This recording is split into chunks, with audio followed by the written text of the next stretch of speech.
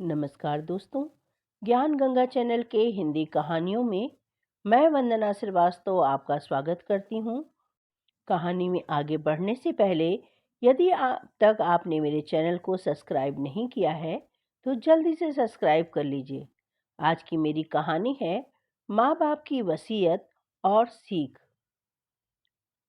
गांव के बीचों बीच स्थित छोटे से कस्बे में एक पुराना लेकिन मजबूत ईंटों का घर था, जहां 72 वर्षीय श्यामलाल जी और उनकी पत्नी कुसुम जी रहते थे। यह घर उनकी मेहनत और त्याग का परिणाम था। श्यामलाल जी ने अपनी पूरी जिंदगी मेहनत करते हुए अपने तीनों बेटों अरुण, विजय और समीर की पढ़ाई और उनके भविष्य के लिए अपना सब कुछ न्यौछावर कर दिया था। वे चाहते थे कि उनके बेटे उनका नाम रोशन करें और जीवन में कामयाब हो जाएं। श्यामलाल जी का हमेशा यह सिद्धांत था कि जिंदगी में दौलत कमाने से ज़्यादा रिश्तों को बनाए रखना जरूरी है। लेकिन उनके बेटों को यह बात हमेशा पुरानी और बेकार लगती थी।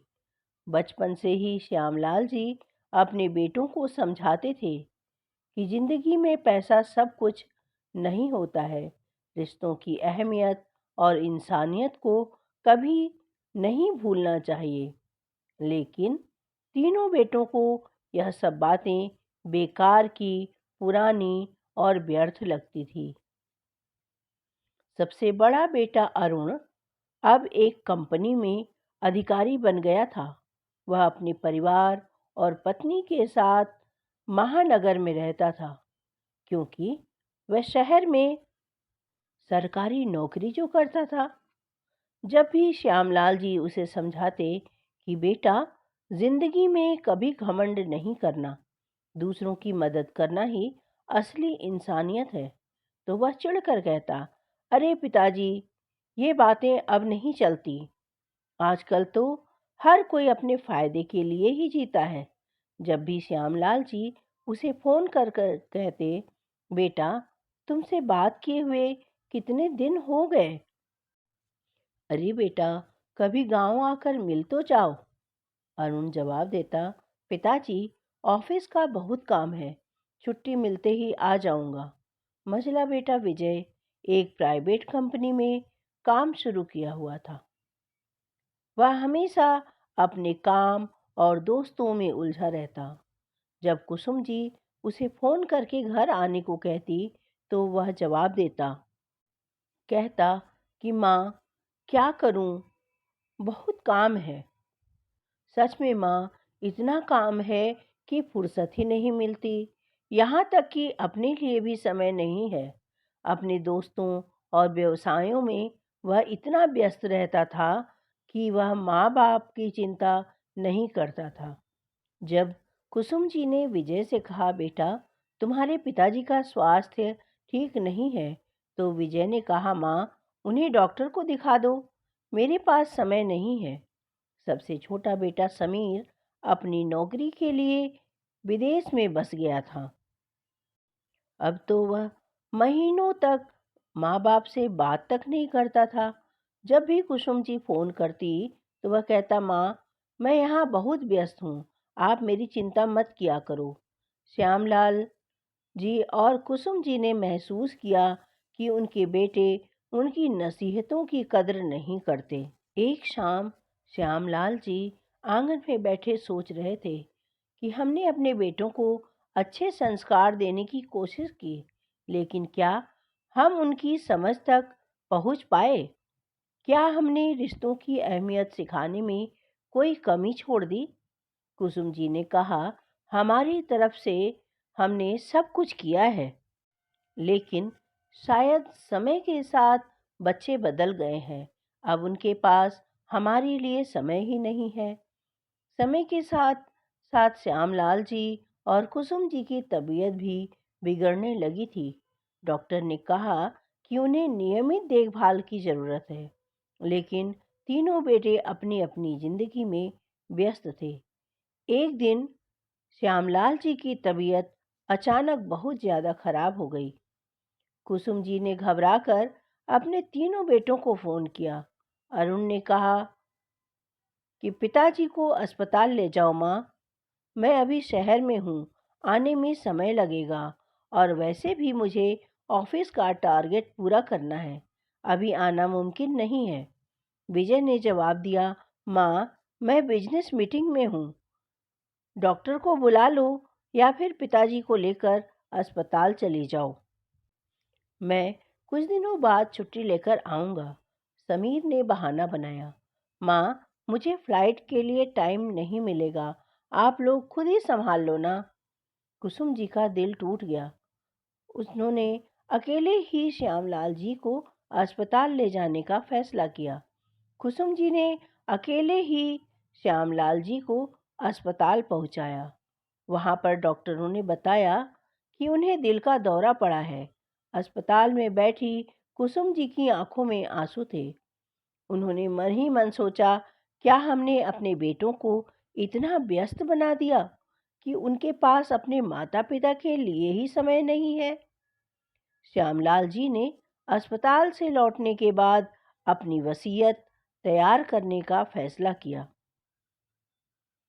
उन्होंने गांव के वकील को बुलाया और कहा, मेरी वसीयत में मेरी संपत्ति का हिस्सा मेरे बेटों को तभी मिलेगा जब वे मेरी आखिरी नसीहत को मानेंगे। अगर वे इसे नहीं मानते तो मेरी सारी संपत्ति समाज के भले लोगों को दान कर दी जाए। और साथ ही उन्होंने एक चिट्ठी भी लिखी जिसमें अपनी भावनाएं और सीख भी लिखी थी। वकील ने कहा, क्या आप अपनी वसीयत में यह शर्त सच में जोड़ना चाहते हैं? श्यामलाल जी ने दृढ़ता से कहा, हाँ हाँ क्यों नहीं, मैं उन्हें उनकी जिम्मेदारियां और रिश्तों की अहमियत का एहसास कराना चाहता हूँ। श्यामलाल जी ने कुसुम जी से कहा, मैं समझ गया हूँ कि हमारे बेटों को हमारी ज़रूरत महसूस नहीं होती, लेकिन मैं चाहता हूँ कि उन्हें हमारी असली और अंतिम नसीहत जरूर मिले। कुछ महीनों बाद श्यामलाल जी की तबीयत दोबारा अचानक से बिगड़ गई। अब उन्हें दूसरी बार दिल का दौरा पड़ा था। यह सुनते ही तीनों बेटे घर पहुंचे, लेकिन उनकी चिंता माता पिता से ज्यादा वसीयत को लेकर थी। सभी भाई एक साथ बैठे थे। जब बड़े बेटे ने कहा कि पिताजी की संपत्ति का हिस्सा तो मुझे ही मिलेगा क्योंकि मैं बड़ा बेटा हूँ, मझला बेटा बोला, ऐसा कैसे? यह तो समय ही बताएगा, लेकिन देखना मैं भी अपना हक लेकर ही रहूँगा। तभी छोटा बेटा जो विदेश में रहता था वह भी सुबह ही आ पहुँचा था। उसने कहा, आप लोग झगड़ो मत, मुझे भी तो कुछ हिस्सा चाहिए। ये सारी बातें श्यामलाल जी और उनकी पत्नी सुन रहे थे। दोनों ही एक दूसरे का मुंह देख रहे थे और दुखी हो रहे थे कि इन्हें हमारी वसीयत की पड़ी है, मेरी नहीं। श्यामलाल जी ने अपने बेटों को बुलाकर कहा, मेरी वसीयत में सबके लिए बराबर का हिस्सा है, लेकिन मेरी एक आखिरी नसीहत है कि रिश्तों की कद्र करना सीखो। जो इस नसीहत का पालन करेगा वही मेरी संपत्ति का असली हकदार होगा। बेटों ने इसे गंभीरता से नहीं लिया। वे बस वसीयत के खुलासे का इंतजार करते रहे। कुछ दिनों बाद ही श्यामलाल जी का देहांत हो गया। तीनों बेटे अंतिम संस्कार के लिए फिर से गांव आए, लेकिन उनके मन में अपने पिता की संपत्ति को लेकर उत्सुकता थी। वकील ने वसीयत और श्यामलाल जी की लिखी हुई चिट्ठी सबके सामने पढ़ी। चिट्ठी में लिखा था, मेरे प्यारे बेटों, मैंने अपनी पूरी जिंदगी तुम तीनों को समर्पित कर दी। तुम्हारे भविष्य को बेहतर बनाने के लिए हमने अपने सपने, अपनी खुशियाँ, अपना आराम सब कुछ कुर्बान कर दिया। लेकिन मुझे अफसोस है कि तुम तीनों ने हमारी नसीहतों को कभी गंभीरता से नहीं लिया। मैं हमेशा से कहता था कि रिश्तों को पैसों से ज़्यादा महत्व दो, लेकिन शायद यह बात तुम नहीं समझ सके। मेरी संपत्ति का हिस्सा उसी को मिलेगा जो हमारी आखिरी इच्छा पूरी करेगा। मैं चाहता हूँ कि मेरे तीनों बेटे अगले 1 साल तक हर महीने गांव के अनाथालय में ज़रूरतमंद बच्चों की मदद करें और उनके साथ समय बिताएं। अगर उन्होंने यह किया तो वे मेरी संपत्ति के हकदार होंगे और मेरी वसीयत में लिखी संपत्ति उस बेटे को मिलेगी जो पिछले 3 महीनों से मुझसे मिलने आया हो और मेरे स्वास्थ्य की चिंता की हो।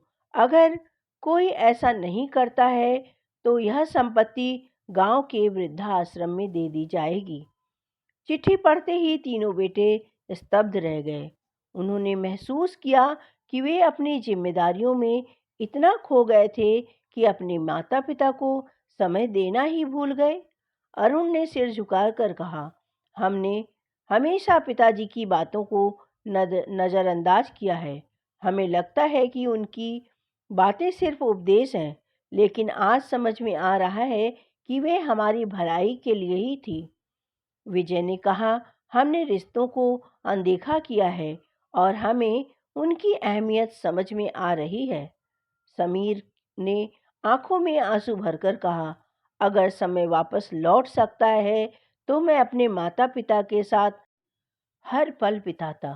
पहले तो तीनों बेटों ने इस शर्त को बोझ समझा, लेकिन जैसे जैसे उन्होंने अनाथ बच्चों के साथ समय बिताना शुरू किया, उनकी सोच बदलने लगी।